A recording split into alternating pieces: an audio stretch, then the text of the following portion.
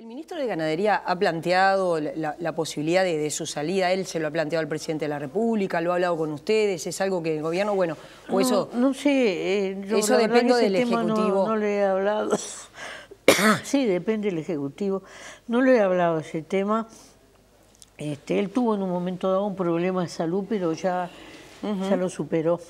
Respecto a los temas que hoy están sobre la mesa en el Legislativo, han aparecido. Ayer el presidente de la República señalaba que la voluntad será, por ejemplo, que el proyecto que tiene media sanción, en el caso de los senadores, del abuso innominado de funciones, que genera suspicacia, que la oposición ha dicho, bueno, nosotros consideramos que hay que dejarlo como está para que la gente tenga claro a través de este delito se han procesado a funcionarios públicos. Dentro de la bancada parlamentaria del Frente Amplio hay legisladores en la Cámara de Diputados que han dicho, este es mi límite, Oscar de los Santos, no puedo votar esto, tengo acusaciones contra mí, ¿cómo voy a votar esto? Esa situación es un tanto perversa, diríamos, y incluso hay bastante ignorancia del público en general, porque no es lo que la gente en el imaginario pueda pensar.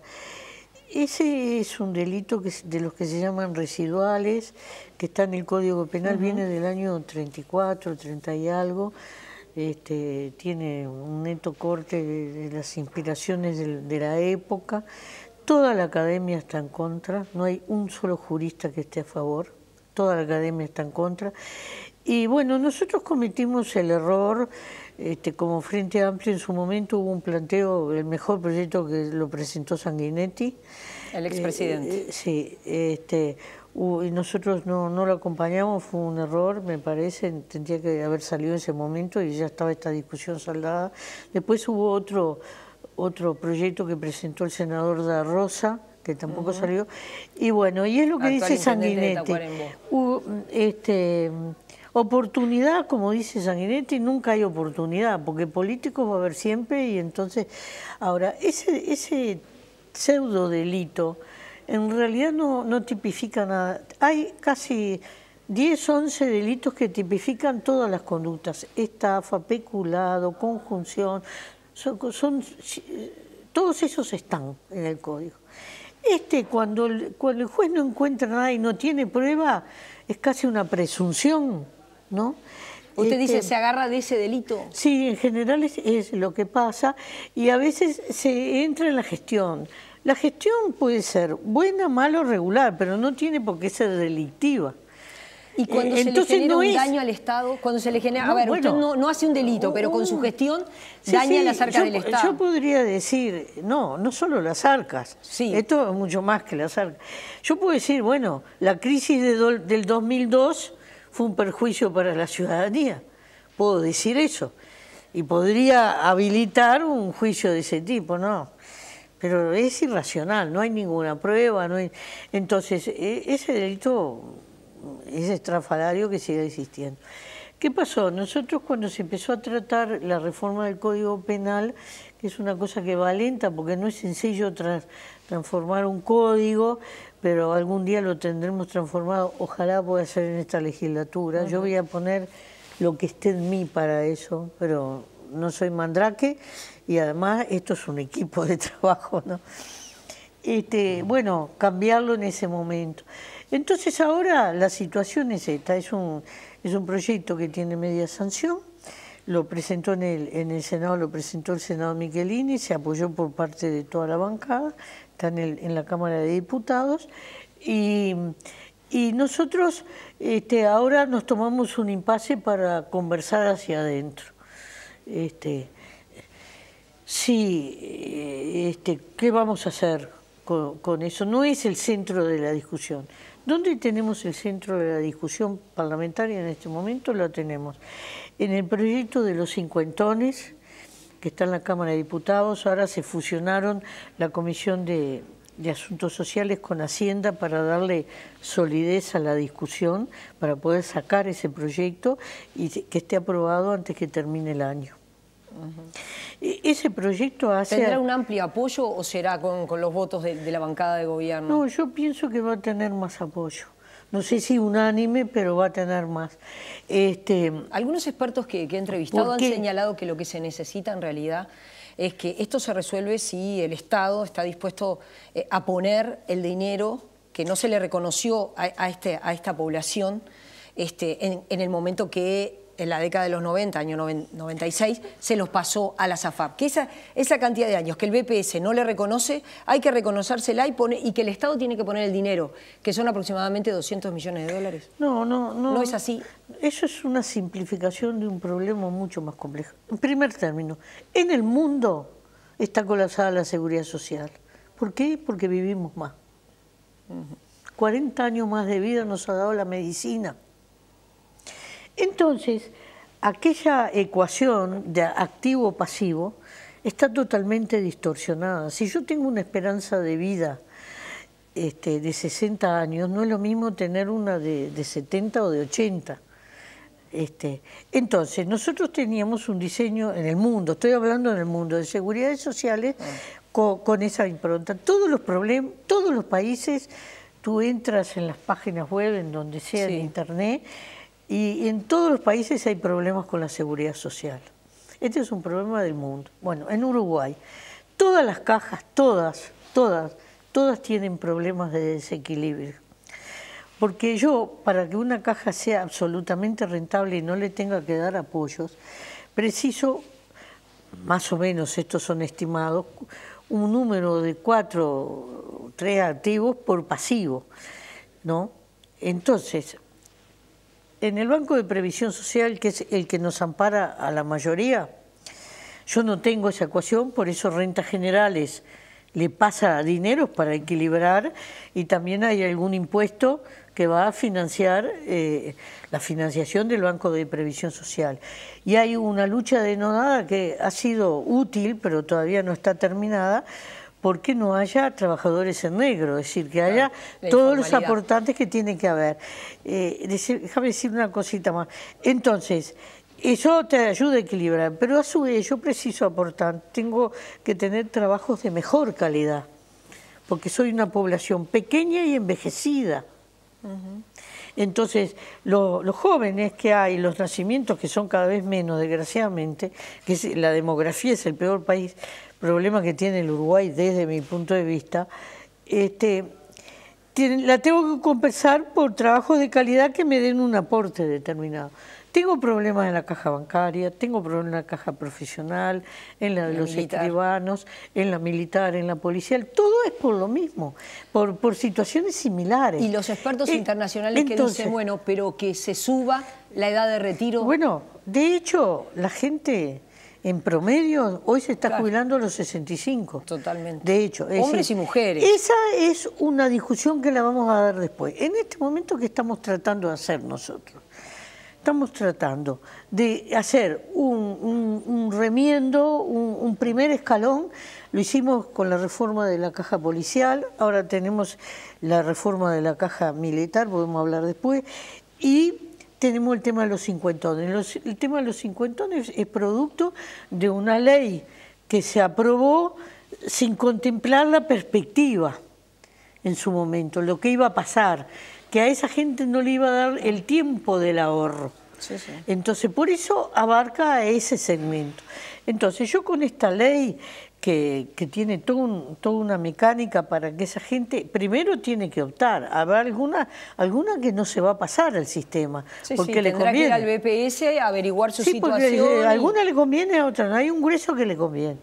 Entonces, yo con eso voy a solucionar, tengo que tiene un costo, pero es un costo razonable para solucionar ese tramo. Pero yo después tengo que repensar todo, porque si no, yo dentro de 10, 12, 15 años se me pueden sobrevenir otras situaciones. Es decir, si yo no pienso en perspectiva a largo plazo, a mí se me van a reproducir problemas. Y después yo tengo un núcleo que son unos 6.000, de los cuales 3.000 son los más afectados, de gente que ya se jubiló de los cincuentones, que eso sí yo preciso una ley con iniciativa, porque esa sí tiene costo, que quedaron con situaciones perjudicadas. Si yo logro salir de esta situación de los cincuentones, el remiendo que también es lo de la caja militar, porque yo lo de la caja militar arreglo una situación, pero tengo que arreglar la pirámide de la Carta Orgánica, que es una cosa que no es sencilla, se modificó solo 2 veces en la historia del país, esta sería la tercera o algo así. Es decir, recomponer esa pirámide para que este nuevo sistema jubilatorio tenga equilibrio con la nueva pirámide, si no, no me va a dar resultado. Y después yo tengo que hacer un gran diálogo de seguridad social, discutir esto, discutir que tenemos que ser más calificados. Además, la discusión de la calificación la tengo que dar por otra razón también. El mundo del trabajo está siendo, y empieza a ser y va a seguir siendo impactado por la tecnología. Entonces yo tengo que tener en primer término una fuerte política de calificación de los llamados recursos humanos, que es un término que no me gusta, pero es el que se usa. Pero y tengo un instituto maravilloso que es el INEFOP. Sí. Entonces yo con el INEFOP tengo que tratar de... Para capacitar y bueno... Pero adelantarme al seguro de paro, no esperar el seguro de paro. Yo estoy convencida que yo tengo que dar una capacitación permanente y obligatoria al trabajador. Pero Lucía, de modo que el trabajador... los empresarios dicen sí, pero además hay que incorporar elementos de flexibilidad laboral, que esa es una gran discusión en el país. Yo creo que la discusión tiene que estar centrada. Yo sé que eso está. Que es lo que plantean los empresarios, que los trabajadores no están de acuerdo. Tiene que estar centrada en la capacitación. Si yo tengo un empleado de comercio, que atiende en un mostrador, pero que tiene capacitación permanente, y ese empleado va aprendiendo informática, va aprendiendo idiomas, el día que por alguna razón penosa ese comercio cierra, y él queda en el seguro de pago, ya tiene en sus manos capacitación para saltar a otra cosa, rápidamente. O de repente se le da la oportunidad, porque lo estuve capacitando permanentemente, para salir, renunciar a ese trabajo e ir a otro mejor remunerado. ¿Está? Ahora, para eso yo tengo que mirar el panorama yo preciso una fuerte capacitación, una reducción de la jornada laboral, que yo pueda trabajar de lunes a jueves y dejar los viernes para capacitación, porque la capacitación tiene que ser obligatoria, no es a voluntad, porque entonces voy a recoger nada más que un puñado. ¿Y sobre eso se puede legislar o son decisiones? Esto son cosas que yo pretendo, nosotros empezamos a instalar la discusión y esto no es entonces, no es ya, no le pongas la palabrita ya. Ya, no, exactamente. Es decir, son 3 cosas que están... Lo del abuso quedó, lo del abuso innominado quedó en impas y ahora están en esto. No me simplifique. Lo del abuso de funciones está en discusión interna. Nosotros estamos discutiendo lo de los cincuentones y la reforma de la caja militar, porque es algo que lo tenemos que hacer ahora para seguir adelante. Después hay que dar un gran diálogo sobre seguridad social. Eso es una cosa. Y después tiene que haber otra mirada profunda sobre el mundo del trabajo, en donde está la capacitación permanente, porque todos los empresarios están contestes en que hay que introducir tecnología, esto tiene que ver con la productividad y demás, pero hay que discutirlo junto con el largo de la jornada laboral y el tema que es el más polémico de todos, que es la renta básica. Sí. Entonces, eso ahora OPP ha estado haciendo algunos trabajos. Entonces, ¿qué pasa? Yo voy camino, que podrá ser 1 año, 2, 5, 10, no lo sé el tiempo. Camino, pero lo que tengo que mirar es a lo lejos, no tengo que mirar acá. A una transformación enorme del mundo del trabajo, donde yo pueda tener... Por ejemplo, vamos a poner el ejemplo de este canal. Este canal, si tú miras 15 años para atrás, la tecnología que tiene incorporada hoy, pero yo tengo que tener una plantilla funcional acá, altamente capacitada, que permita ir avanzando con el avance tecnológico, que nos permita hacer eso. Es más adelantarse. Entonces, ese ser humano, no me gusta decir recursos humanos porque es una cosa horrible, parece que son objetos. No, pero son los recursos humanos del lugar. Ese personal altamente capacitado tampoco tiene, porque ya no es así. Antes alguien entraba a trabajar en una planta y se jubilaba en una planta y eso cambió. Eso cambió. Tiene que ser un personal que sea capaz de transitar. ¿Era su intención polemizar como polemizó cuando...? Porque, a ver, usted está hablando ahora de la capacitación. Hace unos días estuve en una entrevista con Emiliano Cotelo. Le plantearon el tema de Sendic. Usted habló otra vez habló del tema de la capacitación de Sendic, habló de la licenciatura como cartoncito, y eso generó choque con los egresados, con el mundo de la academia, con el mundo de la capacitación. El otro día, ¿era su intención? Seguramente les llegue en el día de hoy, el día de ayer les hice una notita diciendo, bueno, lo que yo conocía del tema, por eso me había expresado así, me alegraba de conocer que había más cosas, que disculparan mi ignorancia, y les ofrecí conversar. Pero ese tema, pero eso es completamente aparte, no tiene nada que ver con eso. ¿Se disculpó con la Sociedad de Genética? Yo le mandé una cartita en esos términos que yo te digo, que yo manifesté la información que yo tenía, que me alegraba saber que había más, que yo no sabía que había otro desarrollo, que disculparan mi ignorancia y que mi intención no había sido ninguna intención, había sido una intención sana y que quedaba abierta a conversar con ellos cuando quisiera. Y eso está terminado para mí, no quiero hablar más de ese tema. Yo estoy hablando de la capacitación laboral. Es ¿Y la caja militar, respecto a la caja militar? Completamente distinta. El Frente Amplio ya tiene votos en diputados y en senadores, pero la oposición, porque cuando he conversado con legisladores de la oposición, estaban en contra en cómo por lo menos se estaba planteando la transformación de la caja militar. La caja militar, nosotros estamos un día sí otro también pidiéndole al Ministerio de Defensa que nos envíe la carta orgánica. La carta no la envió todavía. No, porque es un trabajo que no es sencillo. Pero nos pueden hasta enviar hasta un avance, si se quiere. Porque yo tengo que saber, para poder planificar los retiros, cuántos generales preciso, cuántos coroneles, cuántos tenientes, cuántos capitanes. Es decir, yo preciso la pirámide. Yo no tengo, por ejemplo, en medicina 60 grados 5. A grado 5 llegan algunos, porque hay una... Bueno, acá también tiene que haber una pirámide. Esa pirámide me va a permitir a mí que esa reforma, que está bien hecha, que se le van a hacer algunos ajustes, funcione. Si no, no me va a funcionar, porque yo voy a tener un universo que no se va a corresponder. Eso por un lado. Por otro lado, después, inmediatamente de que eso esté aprobado, yo voy a tener que encarar la especificidad del hospital militar. El hospital militar es el que tiene el grueso de los asimilados militares, es decir, un médico se retira como un coronel, a la edad de un coronel. Entonces yo me tengo que preguntar, y esa es una gran zanahoria para los médicos que trabajan allí. Entonces, yo me tengo que preguntar... ¿Qué se retiran a los 55, 60 años? No, antes. Entonces yo me 60 tengo, años no, yo me tengo que preguntar, claro, si yo no tengo que ponerle una mirada específica, porque yo allí tengo el número de gente que se asiste, casi la segunda mutualista del país. Tiene un IMAE que es en el único lugar que está, que es el IMAE hepático. Tengo convenios del hospital militar con ACE, con la UDELAR de investigación. Entonces yo esa unidad la tengo que mantener con toda la solidez que tiene, pero tengo que darle una mirada en relación a esos asimilados.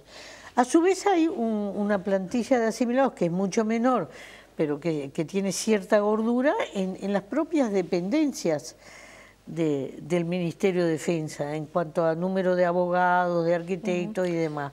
Entonces, esos asimilados se retiran con la misma lógica de una profesión tan específica como es la militar.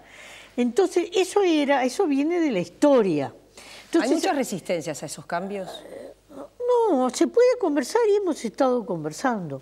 Yo creo que no hay que hacer misterios de los lugares donde no hay. Es necesario hacer un cambio, hay un déficit muy importante, es necesario hacer un cambio, es necesario reordenar. Nosotros, desde que se salió de la dictadura hasta el día de hoy, todos los gobiernos de los distintos partidos, si uno mira la gráfica de la cantidad de efectivos de las Fuerzas Armadas, ha ido así. Bajando. Entonces tengo que terminar de definir qué tamaño de Fuerzas Armadas preciso. Es decir, nosotros tenemos un despliegue que viene de la historia en donde las fuerzas de tierra eran las importantes. Yo no sé si hoy en la dimensión de la fuerza, no lo sé porque yo no soy técnico en eso, si la dimensión de las fuerzas de tierra en un mundo tecnificado donde te bombardean a través de un dron, tiene que tener esa dimensión. Entonces, como yo soy de las que pienso que debe haber Fuerzas Armadas, y porque tenemos que custodiar nuestra soberanía, y nuestra soberanía tiene que ver con los cielos, tiene que ver con las fronteras, tiene que ver con ese mar que ahora es el doble y que somos responsables de su custodia, tiene que ver con la Antártida, con nuestra base antártica, tiene que ver con esa participación fundamental que tienen las Fuerzas Armadas en el SINAE, cuando hay catástrofes.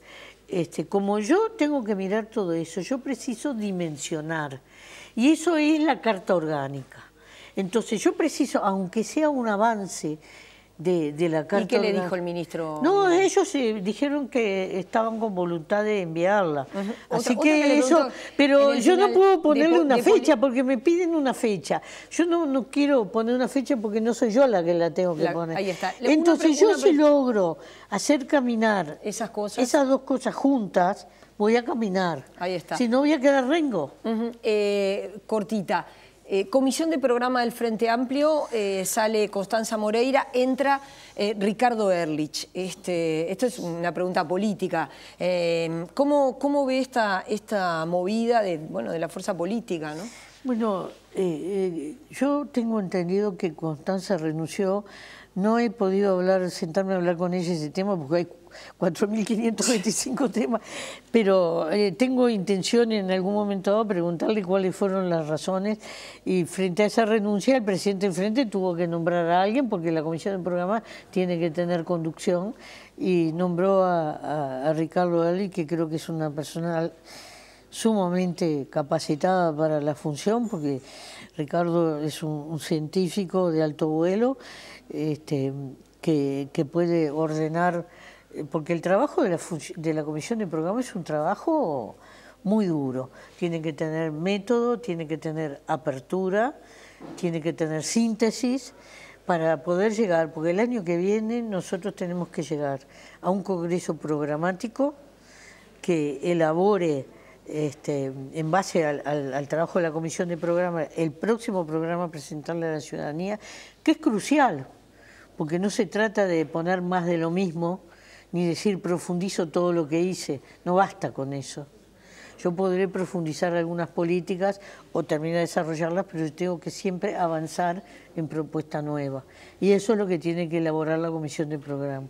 Entonces, el año que viene yo voy a tener esa tarea, que pienso ese congreso será sobre fin de año, y voy a tener que trabajar en candidaturas. Son las dos cosas políticas fuertes.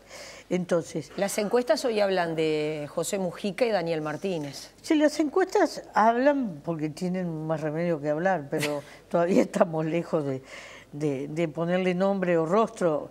A mí me preocupa más ponerle propuesta que ponerle rostro por ahora, ¿no? Yo creo que, entonces, acá tengo dos desafíos. Usted dice, los nombres estarán. El tema es... Yo no creo que cualquiera sirva para la función, no creo en ese concepto, que con cualquiera se gana, no. Yo preciso tener un liderazgo, tener empatía con la gente. Se precisan una cantidad de condiciones, es evidente eso, yo no lo voy a discutir. Ahora bien, una cosa es que yo pueda tener un programa atractivo, sólido, nuevo, donde en la medida que yo subí una serie de escalones, le doy una perspectiva al ciudadano de a dónde voy, porque no es que el ciudadano me diga, estoy contento porque ahora tengo vivienda y trabajo, no. está muy bien que el ciudadano aspire a más una vez que consiguió vivienda y trabajo. Y se trata de eso, el desafío. En Naciones Unidas, a nosotros los organismos internacionales de préstamos ya nos... Sí, como un país de renta media. Claro, o sea, nos sacaban. Ahora, bueno, entonces, pero nosotros... Pero usted no siente que hay un descontento, que también es mundial, hay un descontento con la democracia, hay un descontento con la política. Si uno mira lo que han pasado en recientes elecciones en el mundo, hay un descontento con cómo funciona la democracia. Y eso atraviesa a países que están bien económicamente y a países, obviamente, que están muy mal, pero no se puede decir que Alemania sea un país que está mal cuando económicamente. Cuando yo salgo del Uruguay, me ha tocado salir algunas veces, digo, menos mal que nací acá. Y lo digo porque nosotros tenemos un paquete de protección social y laboral que no tienen muchísimos países del mundo. Que a veces lo podemos aplicar in totum, a veces nos faltan recursos y siempre lo podemos mejorar, sí, es verdad. Y que la gente nos tiene que respirar en la nuca para ayudarnos a que eso no se pare nunca, también. Y ese es el desafío programático, ni más ni menos. Ahora, nosotros estamos en un país donde hay libertad de prensa. Los gobiernos del Frente Amplio pusieron la ley de acceso a la información. No la tiene ningún país de Latinoamérica y no sé en el mundo si la tiene alguno. Es decir, acá no solo la prensa, que es la que más lo ha usado, cualquier ciudadano puede pedir información y salvo 2 o 3 zonas de reserva que tienen que ver con las relaciones exteriores y la seguridad, cosa que es obvio que tiene que ser así, la información es transparente como nunca en el Uruguay. Creo que hay independencia de poderes. Es decir, que el principio de independencia de poderes está sano en Uruguay. Y bueno, y tendremos las limitaciones y los defectos de los seres humanos.